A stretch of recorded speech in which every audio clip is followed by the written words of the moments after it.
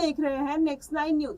कांग्रेस नेता दिग्विजय सिंह ने मोहन यादव सरकार पर भर्ती परीक्षाओं में हुई गड़बड़ियों को बचाने का आरोप लगाया है। उन्होंने आगे कहा कि इस दौरान आयोजित की गई भर्ती परीक्षाओं में गड़बड़ियां पाई गई है। मुख्यमंत्री मोहन यादव को लिखे पत्र में दिग्विजय सिंह ने कहा कि राज्य सरकार को कुल 37,790 पदों के लिए परीक्षा आयोजित की गई थी, जिनमें से केवल 9,073 उम्मीदवारों के परिणाम घोषित किए गए हैं। विभिन्न गड़बड़ियों को उजागर होने के कारण चयन प्रक्रिया शुरू नहीं की जा सकी। उन्होंने याद दिलाया कि पिछले साल आयोजित की गई ग्रुप 2 और पटवारी परीक्षाओं में हुई बेकार की गड़बड़ियों की जांच के लिए एक जांच समिति का गठन किया गया था।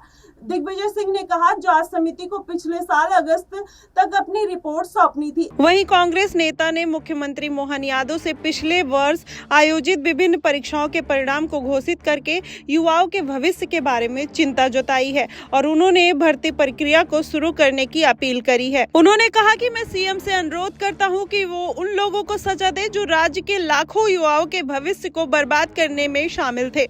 उन्होंने सरकार को ये भी जताया कि जो नौकरी के लिए इच्छुक उम्मीदवार है उनके साथ अन्याय हो रहा है, इसलिए उनके ऊपर नकारात्मक प्रभाव पड़ता है। इसके लिए सरकार को उनके बारे में सोचना चाहिए और उन पर ध्यान देना चाहिए।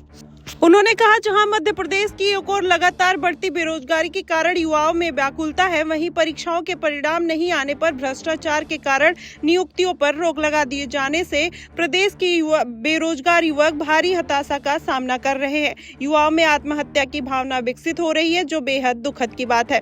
मेरा आपसे अनुरोध है कि उक्त परीक्षाओं में जिनके रिजल्ट घोषित दिए गए थे उनमें भ्रष्टाचार को शीघ्र जल्दी ही उनकी जांच की जाए और जो युवा पात्र हैं उनको नौकरी दी जाए। हालांकि रिपोर्ट अब तक जमा नहीं की गई। यह संकेत है कि भाजपा सरकार भ्रष्ट आचरण में शामिल व्यक्तियों को बचाने की कोशिश कर रही है।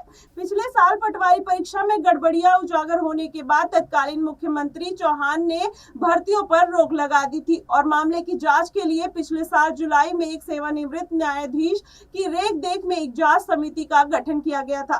कांग्रेस नेता ने मुख्यमंत्री यादव से पिछले वर्ष आयोजित विभिन्न परीक्षाओं के परिणाम घोषित करने और युवाओं के भविष्य की सुरक्षा के लिए भर्ती प्रक्रिया शुरू करने की अपील की थी। फिलहाल के लिए बस इतना ही। देश और दुनिया की तमाम खबरों के लिए हमारे साथ बने रहिए नेक्स्ट 9 न्यूज पर।